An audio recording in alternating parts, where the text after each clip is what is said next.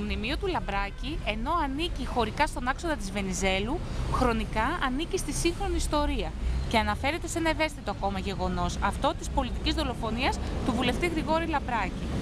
Επίσης, πρόκειται για έναν υπαίθριο χώρο, που σημαίνει ότι κατά τη μουσιολογική παρουσίαση θα έπρεπε να λάβουμε υπόψη προβλήματα ακουστικής και τον κόσμο που ενδεχομένως να περνούσε από εκεί εκτός των προκαθορισμένων ραντεβού και θα ήθελε να εκφέρει τη γνώμη του. Η βασική ιδέα ήταν μέσα από μικρές δόσεις χιούμορ και δραματοποιημένους διαλόγους να αναδείξουμε το μνημείο που ταυτίζεται με το σημείο της δολοφονίας του βουλευτή και που τη δεκαετία του 80 στήθηκε ως μνημείο ειρήνης. Στον περιβάλλοντα χώρο δημιουργήσαμε μια σκηνή εγκλήματος και μέσα από τις απορίες ενός πολίτη που ήταν και μέλος της ομάδας μας ξετυλιγόταν το κουβάρι της πολιτικής δολοφονίας, το ευρύτερο πολιτικό κλίμα, το τι έγινε εκείνη τη μέρα, η δικαστική εξέλιξη, πώς φτάσαμε στο μνημείο ειρήνης και γενικά τη σημασία του. Ένα μνημείο σήμερα που κάποιοι το προσπερνούν, κάποιοι δίνουν ραντεβού για να βγουν έξω το βράδυ ή πολιτικές ομάδες για να διαδηλώσουν. Αυτό ακριβώς θέλαμε να υποδηλώσουμε και με τον τίτλο που επιλέξαμε για το σταθμό αυτό, ραντεβού στο άγαλμα με τα χέρια. Κατά τη διάρκεια της παρουσίασης χρησιμοποιήθηκε τηλεβόας. Ακούστηκαν αποσπάσματα του τύπου της εποχής από όλους τους πολιτικούς χώρους. Το δρόμενο εμπλουτίστηκε με επιλεγμένα μουσικά διαλύματα υπό τους ήχους του ακορντεόν από έναν τέταρτο συντελεστή που είχε το ρόλο του πλανώδιου μουσικού. Το μνημείο Λαμπράκη εντάχθηκε στον άξονα της οδού Βενιζέλου ως ενδετικός κρίκος ανάμεσα στο απότερο και στο πρόσφατο παρελθόν.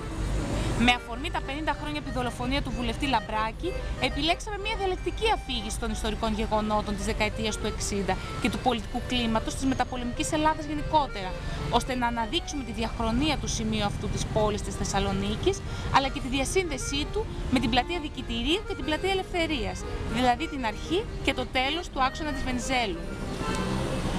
Έτσι, με έμφαση στο συγκεκριμένο χωροχρόνο, επιχειρήσαμε να αποδώσουμε το ευρύτερο πλαίσιο των αγώνων και των διεκδικήσεων των πολιτών μέσα από μια ιστορική συνέχεια. Ακόμα περισσότερο όμως, θελήσαμε να αναδείξουμε προσωπικές ιστορίες και βιογραφίες μέσα από τα συγκεκριμένα κοινωνικά και πολιτικά συμφραζόμενα που οδήγησαν σε μια πολιτική δολοφονία που συγκλώνησε σε διεθνές επίπεδο. Ο διάλογος ως εργαλείο αφήγησης βοήθησε αφενός στο ξεδίπλωμα αυτών των ιστοριών, καθώς και σε μια πιο ευέλικτη παρουσίαση του χρονικού. Όπως ήταν η πρόθεση σε όλους τους σταθμούς, έτσι και εμείς δεν στοχεύσαμε εξ αρχής σε μια απλή παράθεση των γεγονότων ή σε μια αστήρα διήγηση. Αντιθέτως, επιδιώξαμε να εμπλέξουμε το κοινό, να διεγείρουμε το ενδιαφέρον του, να αναλογιστούμε το σήμερα και στο τέλος να ενεργοποιήσουμε έναν ανοιχτό διάλογο με τον κόσμο. Ο σκηνογραφημένος χώρος και ο θεατροποιημένος διάλογος μεταξύ μας πραγματικά δημιούργησαν ένα κλίμα οικειότητας και αμεσότητας με τους ακροατές κάθε ηλικίας και πιστεύουμε ότι συνέβαλαν σημαντικά στην καλύτερη πρόσληψη της ερμηνευτικής μας προσέγγισης.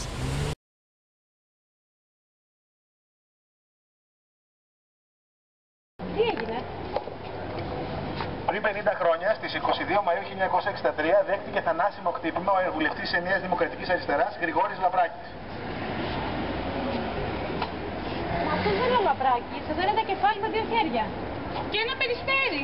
Και ένα περιστέρι. Το μνημείο δεν αναπαριστά το Λαμπράκη. Έγινε σχεδόν 20 χρόνια μετά το θάνατό του ως μνημείο ειρήνης. Έγινε από τον κλήφτη Βασίλη Δωρόπουλο, ένα μαντίτερο μπροστά έχει ένα φερματικό ποίημα του Στέφανου Τηλικίδου.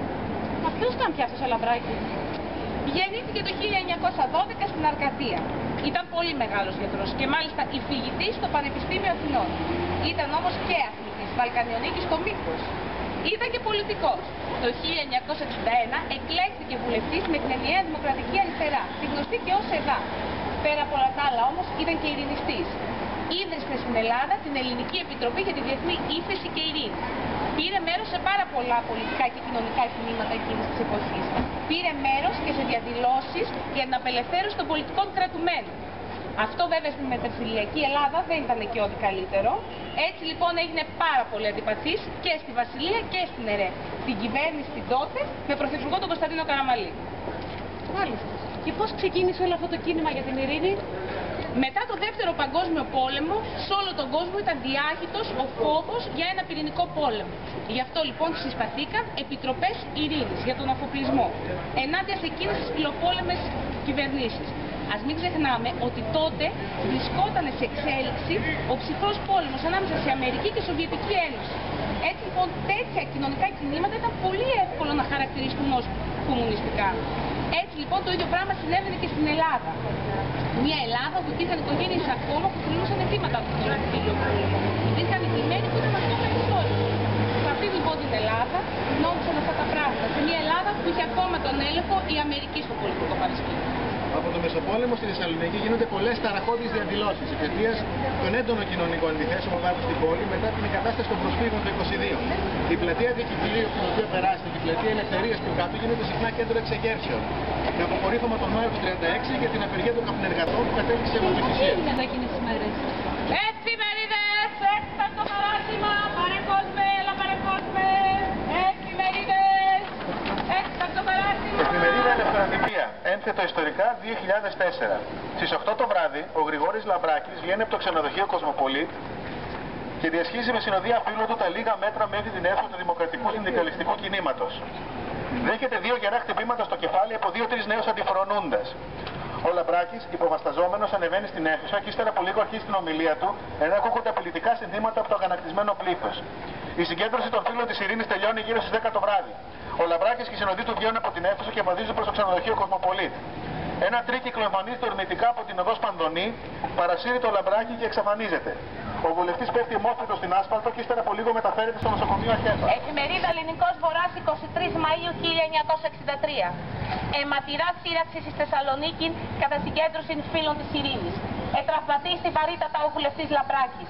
Ελαφρότερον ο βουλευτής Τσαρουκάς. Το βράδυ που σκότωσαν το Λαμπράκη, γυρνούσα από ένα ραντεβού. Τι έγινε, ρώτησε κάποιος στο λεωφορείο. Κανείς δεν ήξερε. Είδαμε φοροφύλακες, μα δεν διακρίναμε τίποτα άλλο. Πέρασαν 3 χρόνια.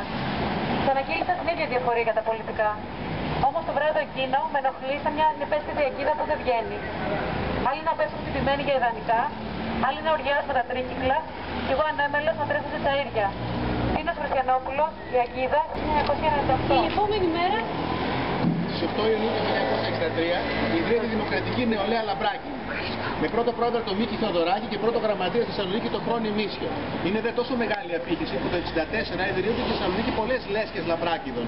Δηλαδή μαζικά κινήματα νέων για τη δημοκρατία, την ειρήνη, τον πολιτισμό και το περιβάλλον. τελικά η υπόθεση Λαμπράκη έκλεισε δικαστικά. Τιμωρήθηκαν οι ένοχοι.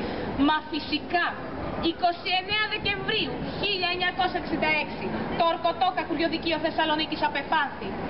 Ήταν τροχαίο ατύχημα που επέφερε θανατηφόρα τραύματα. Δεν τρέπεσαι. Τι είναι αυτά που λες, μας ακούει κόσμος. Λοιπόν, παρά τις προσπάθειες της χωροφυλακής να αποκρύψει την αλήθεια και να εκφοβήσει μάρτυρες και παρά τις αντιδράσεις και τις πιέσεις από τον πρόεδρο, από τον εισαγγελέα του Αρείου Πάγου Κωνσταντίνο Πολιό, ο οποίος σημειώνει, για όποιον δεν το ξέρει, ήταν πρωθυπουργός της Χούντας, ο ανακριτής Αρετάκης κατάφερε να στοιχειοθετήσει κατηγορία για φόνο εκ προμελέτης. Φόνο εκ προμελέτης και να αποκαλύψει την οδηγία του παρακράτους και της αστυνομίας στη δολοφονία του Λαμπράκη. Μην τον ακούς, ήταν τροχαίο! Ήταν φόνος εκ προμελέτης. Τροχαίο! Να τα πεις στους φίλους εγκάθετους αυτά, ήταν φόνος. Τροχαίο, μην το παρακαλώ. Η συνέχεια είναι γνωστή. Το βράδυ της 12ης Ιουνίου του 1963, ο Κωνσταντίνος Καραμανλής υποβάλλει την παρέτηση της κυβέρνησής του και αναχωρεί για την Ελβετία. Ενώ στο τέλος της ίδιας χρονιάς αποχωρεί προσωρινά από την πολιτική δράση. Το ερώτημα του Κωνσταντίνου Καραμανλή, μόλις πληροφορήθηκε τη δολοφονία του Λαμπράκη, ποιος επιτέλους κυβερνά αυτή τη χώρα, παρέμεινε αναπάντητο. Και να σας ρωτήσω, τελικά τι είναι αυτό το μνημείο για μας, συμβολίζει κάτι, θυμόμαστε τι γίνεται. Για παράδειγμα, εγώ όταν λέω στους φίλους μου ραντεβού στο άτομο του Λαμπράκη, λένε πού είναι αυτό. Εγώ δεν ξέρω.